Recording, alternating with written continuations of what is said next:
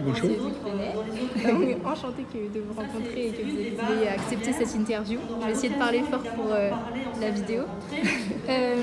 On avait une première question, c'est que comment en tant que média indépendant aujourd'hui en France, on résiste à la pression des grands groupes comme le groupe Bolloré. On sait que la plupart des médias français sont rachetés par des milliardaires, donc ça pose la question de l'indépendance de la presse. Donc comment vous faites vous en tant que média pour résister à ça ? C'est l'ADN de Mediapart. On a construit Mediapart selon un modèle qui est notre seule recette, c'est l'abonnement de nos lecteurs. Ils sont aujourd'hui près de 225 000. Mediapart est profitable depuis l'année 2011, donc ça fait 12 années pleines. Ça fait 15 ans que nous existons. Nous avons sanctuarisé le capital de Mediapart dans une structure à but non lucratif qui est le Fonds pour une presse libre. Donc personne ne peut nous atteindre sur ce terrain-là. La seule danger pour Mediapart, c'est que Mediapart commette des erreurs qui font que nous ayons moins d'abonnés et que les gens ne nous soutiennent plus. Mais pour l'instant, y compris cette année, nous allons encore progresser. Seuls nos lecteurs peuvent nous acheter, c'est notre protection. Merci beaucoup. Du coup, on avait aussi une deuxième question qui est un petit peu en lien avec la première, surtout par rapport au rachat, par exemple, d'actions de la presse par des grands groupes. C'est pour vous, quelle responsabilité on aurait en tant que journaliste vis-à-vis de la montée de l'extrême droite qui se révèle de plus en plus présente dans les médias, notamment par le rachat par des grands groupes? La catastrophe, elle commence par des mots. C'est ce que j'ai expliqué dans un livre qui est sorti récemment, l'appel à la vigilance. On s'habitue à des mots. Et ces mots nous habituent à l'indifférence, nous habituent aux préjugés, nous habituent à ne plus voir l'humanité de l'autre. Il y a deux mots très simples qui aujourd'hui sont dans le débat public, qui pour moi sont des mots meurtriers. Sont un appel potentiellement au meurtre de masse, c'est le mot grand remplacement. Cette expression qui dit comme si une partie de notre peuple voudrait en occuper une autre et du coup il faudrait la chasser, lui demander de se rendre invisible, de ne plus être par exemple des musulmans d'apparence, et puis s'ils n'arrivent pas à se rendre invisibles, eh bien, leur demander de partir. Ils appellent ça la remigration. C'est criminel. Donc ces mots, ce ne sont pas des mots pour moi dont on débat. J'ai popularisé une expression d'un philosophe spécialiste de la Grèce antique et qui fut un grand résistant, Jean-Pierre Vernant. On ne discute pas recettes de cuisine avec des anthropophages. Nous, ce qui nous fonde, c'est le principe de l'égalité naturelle, sans distinction d'origine, de condition, d'apparence, de croyance, de sexe, de genre. Nous naissons libres et égaux en dignité et en droit, et nous le demeurons. Et donc les tenants de l'inégalité naturelle, qui pensent que les hommes sont supérieurs aux femmes, que telle religion est supérieure à telle autre, que telle origine ou telle couleur de peau est supérieure à telle autre, eh bien ce sont nos adversaires, quelles que soient nos positions partisanes, et sous toute latitude. Car cette tendance au repli identitaire et à l'exclusion de l'autre existe dans toutes sortes de pays en désignant des boucs émissaires. Chez nous, ce sont nos compatriotes de culture d'origine musulmane, mais pas seulement chez nous, en Inde aussi par exemple, et ailleurs, puisque quand il y a eu un génocide au Rwanda, c'était entre gens qui partageaient la même religion et on a créé avec une propagande un truc de fou où des gens ordinaires ont massacré leurs voisins, voire leurs proches. On supposait qu'être Tutsi n'était ne pas être un vrai Africain et qu'eux, étant Hutus, étaient des vrais Africains. Et donc, je fais très peur en disant tout ça et en rappelant des choses terribles, mais pour rappeler que ça commence par des mots. D'où notre responsabilité. Pour moi, en tant que journaliste, nous ne devons pas débattre de ces idées, nous devons les combattre. Car nous sommes héritiers de cette proclamation de l'égalité des droits. Et pour moi aussi, nous ne devons pas nous laisser envahir par l'opinion, par le préjugé. Et nous devons d'abord faire notre rôle d'apporteur de vérité de fait, d'information pour comprendre le réel. Et c'est à cela que nous sommes utiles. Donc voilà, c'est ce qu'on essaye de faire avec Mediapart. Merci beaucoup. Et par rapport, j'avais une question par rapport justement les événements de cet été avec la mort de Naël, cet adolescent de 17 ans tué à bout portant par un policier. Et on a vu beaucoup justement l'utilisation de ces mots en rappelant un soi-disant casier judiciaire de l'enfant. tout ce panel, ce champ lexical qui était utilisé, l'ensauvagement de la France, comment selon vous on pourrait, quelle réponse apporter finalement on parle d'elle que quand ça brûle, il y avait un article de Mediapart là-dessus, qu'en pensez-vous? C'est une histoire qui a 40 ans d'occasion manquée, puisque la marche pour l'égalité et contre le racisme que nous appelons dans notre langage, vous voyez bien comment on a déformé les choses.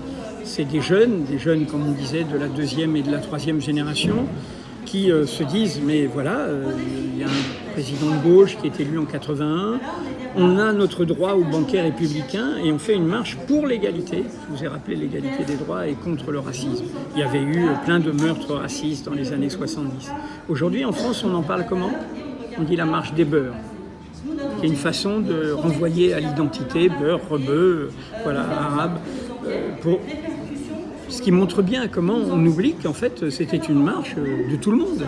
D'ailleurs, avec un prêtre, un pasteur, des imams et tout le monde qui accompagnait, et des laïcs, et des croyants et des non-croyants. Et, voilà. Et évidemment, cette espérance a été trahie. Trahie pourquoi?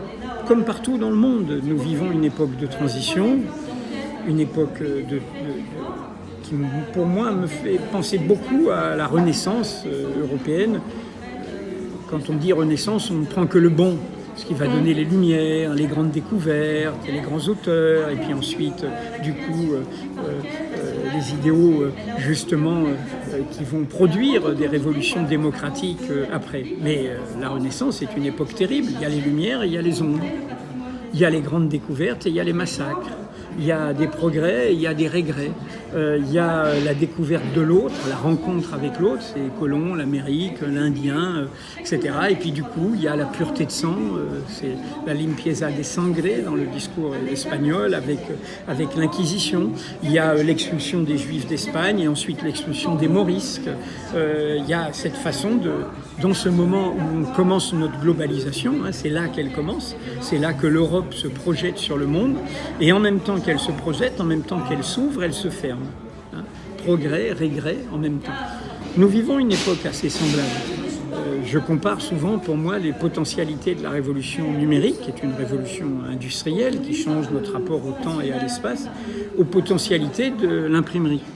L'imprimerie, c'est milieu du 15e, c'est 40 ans avant l'invention de l'imprimerie, avant le premier voyage de Christophe Colomb. Et donc, nous sommes dans un moment un peu semblable, de diffusion du savoir possible, mais aussi de la propagande, d'ébranlement des pouvoirs en place et de nécessité un peu de se mettre en mouvement par rapport à tout ça.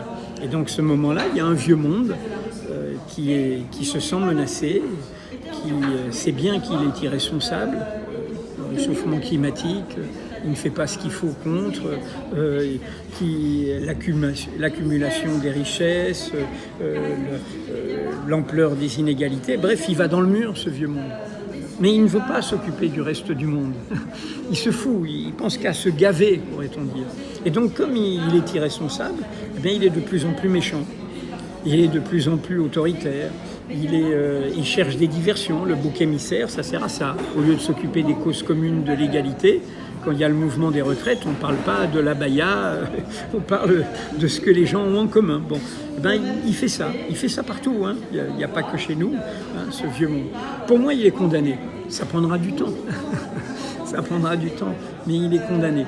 Et du coup, voilà, nous, on doit être très serein, c'est-à-dire s'appuyer sur toutes les potentialités du nouveau monde. C'est une vieille formule, il y a un vieux monde qui est en train de mourir, il ne veut pas mourir. Il y a un nouveau monde qui tarde à naître, mais il est là. On le voit dans toutes les inventions, y compris dans la culture, dans les arts, dans la jeunesse et tout. Mais il ne s'est pas encore imposé. Et comme disait ce philosophe, dans cet entre-deux surgissent les phénomènes morbides les plus variés. On a traduit ça en disant, dans cet entre-deux surgissent des monstres. Nous avons des monstruosités politiques sous les yeux.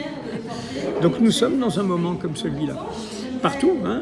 Je pense que la cause des femmes iraniennes qui ont entraîné tout le peuple iranien derrière elles contre une autorité patriarcale et obscurantiste, c'est aussi la nôtre. Hein. Et les femmes afghanes, et qui d'ailleurs, intervenant à la télévision cette semaine, avec leur foulard, disent « mais on ne comprend pas pourquoi on veut imposer aux jeunes filles musulmanes en France de savoir comment elles s'habillent ».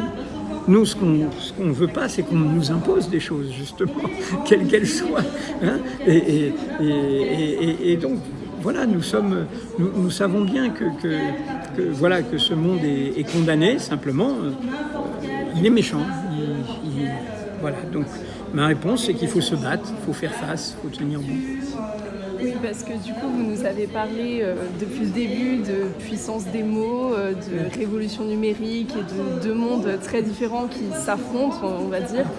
Et du coup, pour vous, vis-à-vis de cette révolution numérique, de cette puissance des mots, de ces mondes qui s'affrontent, quelle serait la meilleure recette pour avoir le meilleur esprit critique, de ne pas se laisser emporter par un des mondes, par des fake news Non, mais ça, il faut bien s'informer. Il faut partir de cette idée.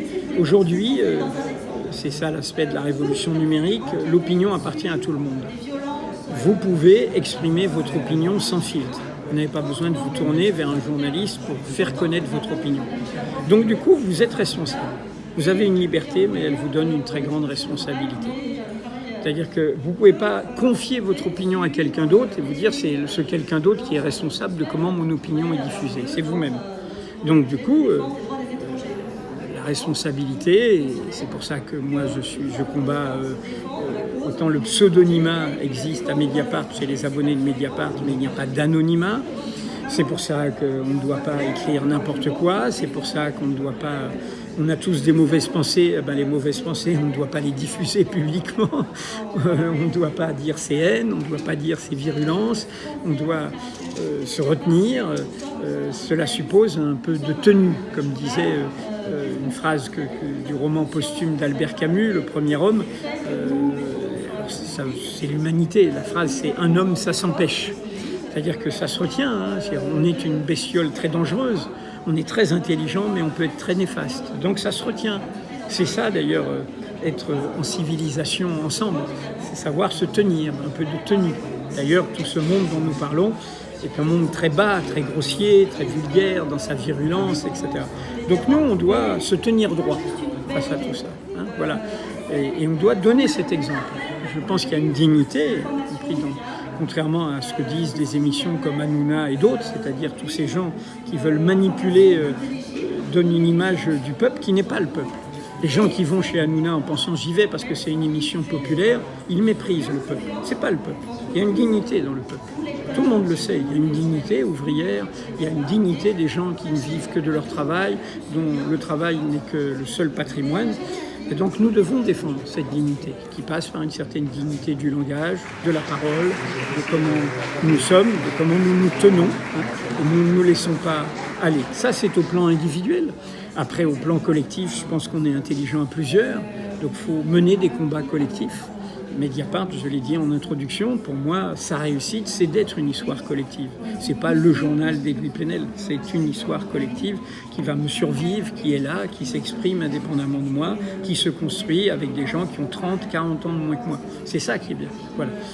Et puis, troisièmement, je pense qu'il faut avoir conscience, je parlais des opinions, qu'une démocratie, c'est pas le règne des opinions. Si c'est le règne des opinions, c'est la guerre de tous contre tous.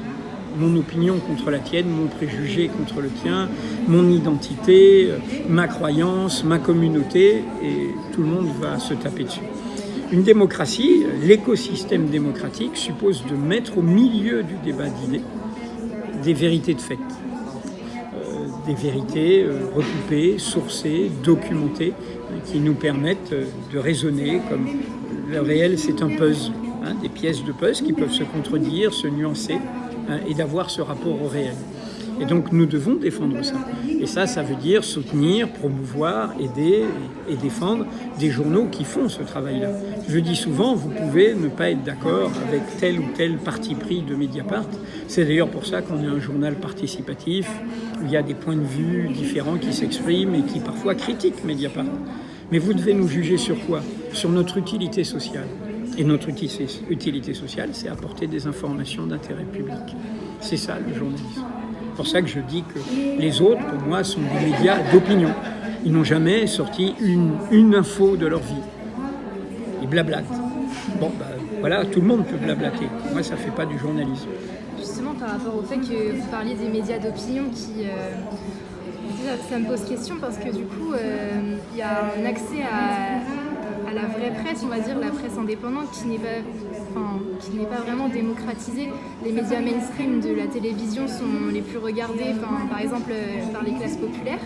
Et comment on pourrait parvenir à donner cet accès à des classes qui n'ont pas forcément droit ou connaissance pour les sensibiliser aussi à ces questions, parce qu'elles sont finalement les premières victimes aussi de ces médias d'opinion. Il y a toujours eu des médias de masse comme ça, mais il y a, même quand c'était que la presse papier, il y avait une presse à 1 sou, pas chère, faite de faits divers et tout. On n'est pas dans une bulle, nous. Par exemple, Mediapart, on le fait avec toutes ces rencontres publiques, on est dans la société. Mediapart, c'est pas cher. Je veux dire, là, en dehors des offres spéciales, vous avez accès à 15 ans d'archives. Et bien sûr, et l'abonnement pour petits revenus n'a jamais changé. Il est à 5 € ou 50 € par an. Et vous pouvez le partager. On ne fait pas le décompte du nombre de partages, de connexions. On est pas malthusien. Donc voilà, et nous sommes aujourd'hui le 3e quotidien généraliste français. Nous sommes le 3e quotidien généraliste français par le nombre d'abonnements derrière Le Monde et Le Figaro, donc c'est important. Et donc voilà, c'est ça qui nous légitime. Donc, et en 15 ans, c'est une prouesse d'avoir obtenu ça. Donc voilà, je crois vraiment que c'est une bataille. Pour moi, un journal, c'est une université populaire. L'université populaire a été inventée en même temps que les mouvements syndicaux, les mouvements d'expression des travailleurs, c'est-à-dire en dehors du travail, je veux avoir accès au savoir. Et au fond, un journal, c'est pareil, on ne vous demande pas un diplôme, vous y avez accès à tout âge et quel que soit votre milieu. Et pour moi, un bon journal, c'est une université populaire. Alors il doit être accessible, il doit être lisible, et c'est pour ça qu'on multiplie les formats, c'est pour ça qu'il y a des audios, qu'il y a des vidéos, etc. Mais voilà, donc bien sûr qu'il y a une dégradation immense du paysage médiatique, mais en même temps, il y a une bonne nouvelle comme Mediapart et toute la constellation de médias indépendants qu'il y a autour de nous.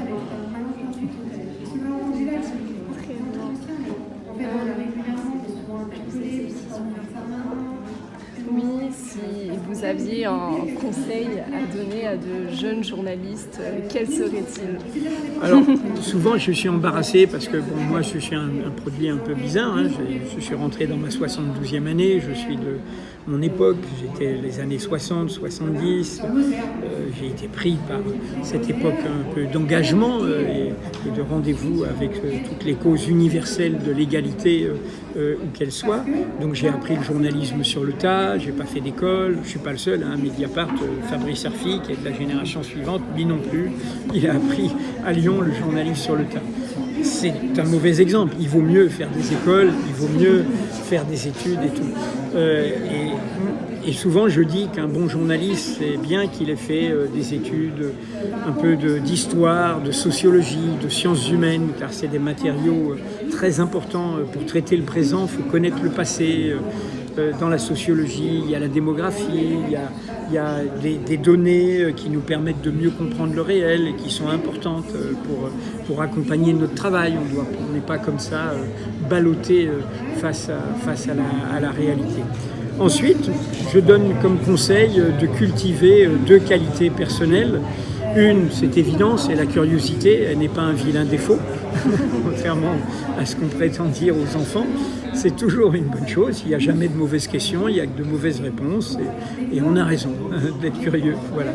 Mais ensuite, je pense, contrairement d'ailleurs à l'image qu'on essaye de coller au journalisme d'investigation, d'enquête que je défends, que cette curiosité doit être généreuse. Nous ne sommes pas des inquisiteurs, nous ne sommes pas des juges, nous ne sommes pas des policiers. nous révélons des faits d'intérêt public, y compris qui dérangent, voire qui nous dérangent nous-mêmes selon nos convictions, notre histoire, etc. Et pour produire ces faits, eh bien, il faut avoir cette capacité d'écoute, d'attention, de réception d'autres humains, d'autres personnes, d'autres hommes, d'autres femmes, où on ne les juge pas. Derrière toute enquête, vous avez des sources, on ne leur fait pas la morale, elles ont peut-être des choses à se faire pardonner. Voilà, c'est cette générosité qu'on doit cultiver. Le journalisme, pour moi, ne doit pas se laisser happer par le pouvoir, par la puissance qu'on peut fréquenter, hein, c'est notre travail parfois, mais on doit toujours se dire que voilà, on est en responsabilité vis-à-vis du peuple, et là il y a une sorte d'humilité, de simplicité qu'on doit travailler. Voilà, je pense que c'est important, c'est pas une qualité forcément naturelle.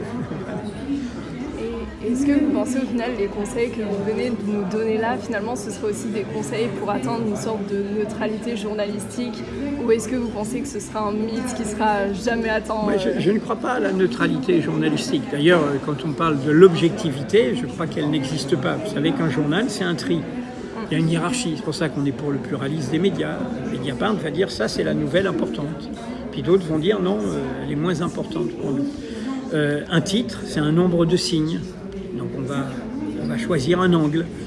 Un article, c'est une accroche. Donc on va partir de quelque chose. Un chapeau, ça oblige à faire des choix.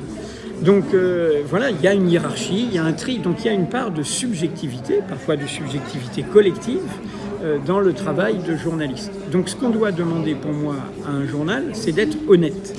L'honnêteté.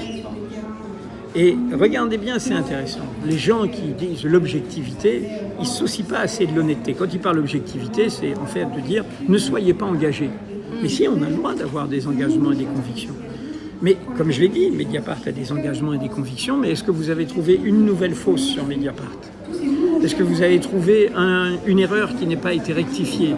Est-ce que vous avez trouvé un droit de réponse qui n'ait pas été publié? Et ainsi de suite. C'est-à-dire, c'est cette honnêteté. Voilà. Et donc, notre travail, c'est d'être honnête. Donc, nous sommes une œuvre imparfaite. Nous devons en rendre compte à nos lecteurs et nous devons la faire le plus honnêtement possible. Pour moi, c'est ça le journalisme. Après, il y a forcément, à partir du réel, à partir de nos informations, eh bien, il y a des partis pris. Cette semaine, nous avons pris parti sur l'abaya comme une diversion islamophobe par rapport à la réalité du terrain. Et notre parti pris était documenté d'articles par rapport à l'ampleur des faits concernés et ce que ça signifiait. C'est-à-dire le fait que c'était tout petit, que c'était une diversion par rapport aux problèmes de moyens à l'école, aux problèmes d'enseignants, de recrutement des enseignants, aux problèmes de la vie chère pour les parents. C'est ça les vrais problèmes. Mais en plus, vous parliez justement du plus important, de l'honnêteté, et c'est en plus ce qui est reproché le plus aux médias, cette non-confiance dans les journalistes qu'on ne peut pas croire, on entend souvent ça. Et finalement, comme vous disiez, ce mythe de la neutralité, et comment finalement on pourrait redonner confiance dans ce métier, quoi. Alors, c'est aussi une bataille du public avec lui-même, vous voyez, parce que un philosophe, Michel Foucault, qui avait réhabilité ça, c'est-à-dire le courage de la vérité. Le courage de la vérité, c'est pas seulement dire la vérité, y compris la vérité qui dérange, et qui dérange parfois votre propre public. D'où l'indépendance, c'est aussi l'indépendance vis-à-vis du public. C'est aussi la vérité, c'est le courage de la recevoir. Je vais vous donner un exemple. Au moment de la pandémie, Mediapart va être très vite très populaire. Tout le monde est calfeutré, c'est le confinement, et Mediapart fait la révélation sur le scandale des masques. Un mensonge d'État, etc. Et donc tous les gens qui sont paniqués, inquiets, qui ne comprennent pas ce qui s'est passé, qui ont vu la porte-parole de l'Élysée dire « mais je ne sais pas comment ça se met », qui ont vu la ministre de la Santé démissionner pour aller faire une campagne à Paris, comprennent, disent « mais en fait ces gens se sont foutus de nous, quoi. Ils ont menti, ils ont détruit les stocks stratégiques de masques et ils ont voulu le cacher ». Et donc ça nous rend très populaires. Un an après, nous faisons des révélations sur un docteur Diafoirus, je dirais, qui a des compétences dans d'autres domaines, que M. Macron a été voir, que M. Mélenchon a appelé, donc ça concerne un peu tout le monde, qui est le professeur Didier Raoult, qui a fait croire à plein de gens que c'était qu'une petite grippe, que lui, il avait le remède miracle, que ceci, que cela.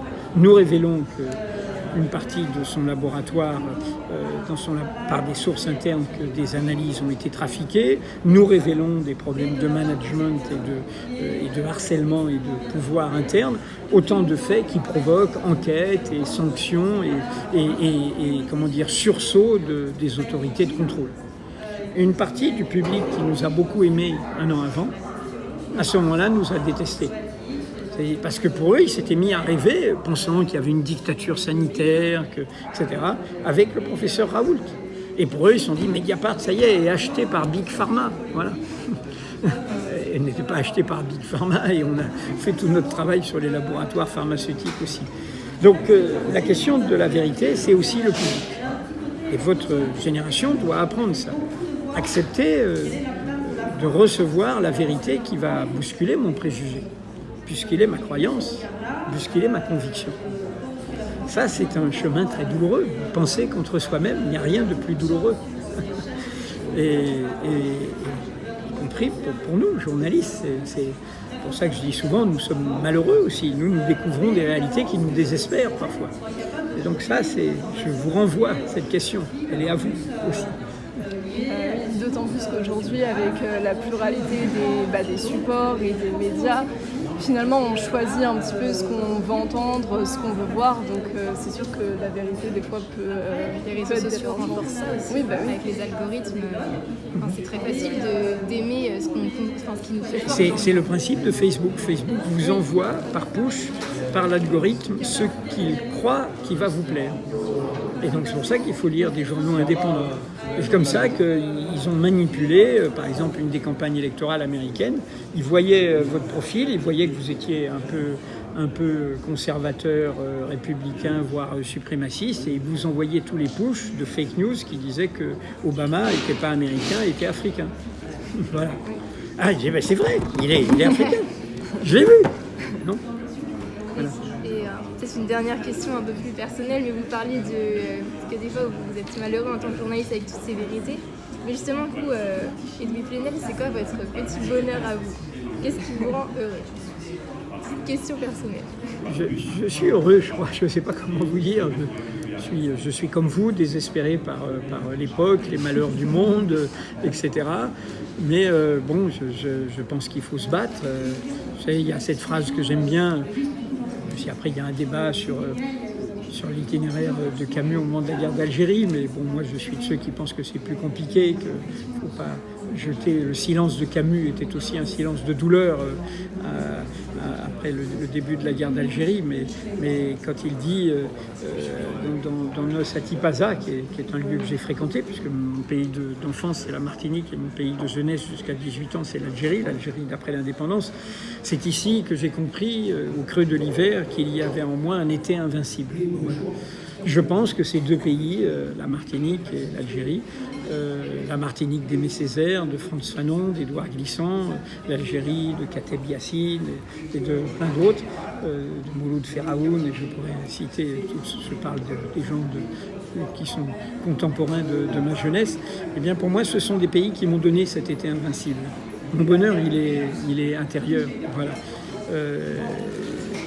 Voilà, c'est un été invincible. Ça veut dire que ça peut vous surprendre, c'est pour ça que j'ai parlé un peu de... Moi, je suis un Breton d'outre-mer. Hein. J'avais 2 ans la Bretagne. Je suis né, mon père est né à Lannion, ma mère a grandi à Nantes. Ils sont connus à Rennes. Je suis né à Nantes. Je suis parti tout petit. Je n'ai pas de souvenirs d'avant. Et comment dire et ça peut vous paraître surprenant. Je suis en France réellement depuis que j'ai 18 ans à Paris. Donc ça fait 53 ans. Et en fait, moi, je peux vous étonner, je suis en exil à Paris. J'ai une sociabilité liée à mon travail, mais c'est pas particulièrement ma ville, c'est pas particulièrement mon lieu. Voilà. Et je crois que c'est mon petit bonheur, peut-être qui est un grand bonheur intime, c'est qui n'empêche pas des doutes, qui n'empêche pas des inquiétudes, des alarmes. cette inquiétude qui, pour moi, est l'antichambre de l'espérance, qui permet de se mettre en mouvement. Mais pour moi, c'est ça, c'est cet été invincible, ce qui fait que j'aime la course à pied, que j'aime la randonnée, que j'aime la natation, que j'aime voilà, tout ce qui nous met en mouvement comme ça. Et je pense que j'ai les tiens que mon imaginaire intérieur il m'a été donné par ces pays, c'est-à-dire par les peuples de ces pays. J'ai sillonné l'Algérie d'après l'indépendance du nord au sud, d'est en ouest, en stop, en train, en bus, sans problème. Une population très accueillante. J'ai parlé créole dans mon enfance. Et voilà, c'est ça mon histoire qui fait que je suis un peu décalé par rapport à toutes sortes de choses que vous entendez en France, puisque pour tous ceux qui nous attaquent, je suis le symbole de l'anti-France, le pape de l'islamo-gauchisme, et j'en passe. Voilà. Ah ben non, j'ai cet été invincible en moi, et ils n'y pourront rien. Merci beaucoup en tout cas. Voilà. Merci à vous, merci beaucoup. Bon.